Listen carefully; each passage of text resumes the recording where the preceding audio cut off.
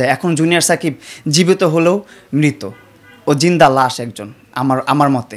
আপনারা কি জানেন আমি জানি না। ও ব্যক্তিগতভাবে কেমন মানুষ এটা আপনাদের কাছে বলছি না, ভালো খারাপ সেটা বলছি না।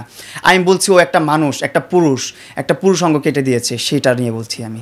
আসলে আপনি হয়তো অবগত আছেন যে জুনিয়র সাকিব আসলে সাকিব খানের খুবই একটা অন্ধভক্ত ছেলে। ওর আসলে গোপন অঙ্গই বলবো কেটে দিয়েছে, আসলে আলাদা করে ফেলছে। আসলে এটা আপনি দেখেছেন ইতিমধ্যে, এটা আপনার কাছে মানে ব্যক্তিগতভাবে এটা কেমন লাগলো এটা তো মানে বহিঃপ্রকাশ করা যাওয়ার মতো জিনিস নাই। এটা যখন আমি চিন্তা ভাবনা করি বা এই নিউজটা যখন সামনে আসে তখন আমার গা শিউরে ওঠে, এই পশম দাঁড়িয়ে যায়। দেখেন এখন কিন্তু পশম দাঁড়িয়ে গেছে আমার, কারণ এটা কিভাবে সম্ভব? এতটা মানুষ এতটা পৈশাচিক কীভাবে হতে পারে? একটা পুরুষ অঙ্গটাই তো মেন, এইটাই তো সব। এটার জন্যই তো জীবনে এত কষ্ট, এত কিছু, সব কিছু, কত ধরনের মেনটেনেন্স, সব কিছু তো এটার জন্যই, আর পেটটার জন্য, আর কিছু তো নাই।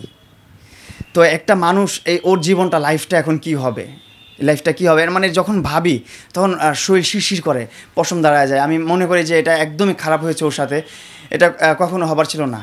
এটা আসলে এটার তীব্র নিন্দা জানাই আমি এই জিনিসটার। আসলে আমাদের তো পুরুষ জাতির জন্য আসলে এটা একটা কলঙ্কজনক বিষয় হয়ে দাঁড়াইছে মনে হচ্ছে, বা আমরা অন্যান্য পুরুষরা আসলে মা বোন তো সবারই আছে, এরকম কাজ কি আসলে শিকার দ্বারায় আসলে এই শিখা যেটা করছে ওর দেখা দেখি আরও কিছু মানুষ যারা আছে মেন্টাল টাইপের, সাইকো টাইপের মানুষ, তাদের মাথাও কিন্তু এরকম মেন্টালিটি এখন চলে আসছে যে ও কাটছে আমিও কেটে ফেলবো।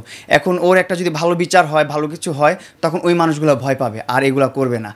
আর এখন যে জিনিসটা অনেক বেশি চলতেছে, নারীদের কিন্তু অনেক ভালো সুবিধা দিয়ে রাখছে আমাদের গভর্নমেন্ট। এটা কিন্তু খুবই ভালো জিনিস। যারা হচ্ছে অসহায় নারী শিশু, যারা হচ্ছে নির্যাতনের শিকার হচ্ছে, তাদের জন্য ভালো একটা আইন রেখেছে আমাদের সরকার। এটা খুবই ভালো জিনিস, এটাকে আমরা অ্যাপ্রিসিয়েট করি। কিন্তু এই ভালো জিনিসটার অপব্যবহার করতেছে অনেক মানুষ।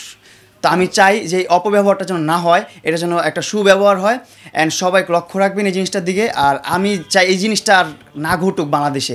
এটা এত খারাপ একটা জিনিস, পুরুষ সঙ্গে কেটে ফেলছে। আমি জাস্ট ব্ল্যাঙ্ক হয়ে গেছি যখন এটা দেখছি, এটা ভাবছি, আমি ভাবলেও আমার গা শিরশির করে, কীভাবে সম্ভব ভাই? আসলে নারীর আসলে আইন রয়েছে, পুরুষের কোনো আইন নেই। আপনিও আসলে এটার ভুক্তভোগী, আপনি কি বলবেন যে এটা পুরুষের আইন হওয়া উচিত কিনা? এটা সরকার যেভাবে ভালো মনে করে, যেটা ভালো হয় সেটা অবশ্যই করবে। আমি মনে করি সবার জন্যই সমান হওয়া উচিত, অ্যান্ড সব দিকেই বিবেচনা করা উচিত। যা আছে ভালো আছে আলহামদুলিল্লাহ। আপুদের উদ্দেশ্যে কি বলবো? আপুরা আপনারা তো অনেক মা জাতি, বউ জাতি, বোন জাতি, আপনারা অনেক মহৎ মানুষ। যেমন আমি, আমার মাই হচ্ছে আমার জ্বলন্ত প্রমাণ।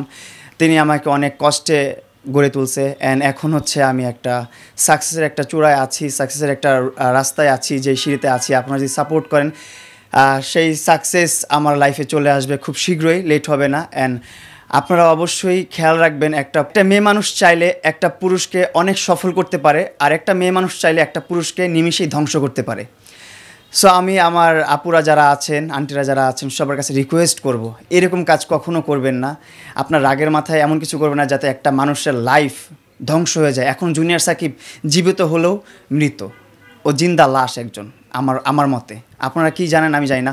ও ব্যক্তিগতভাবে কেমন মানুষ এটা আপনাদের কাছে বলছি না, ভালো খারাপ সেটা বলছি না।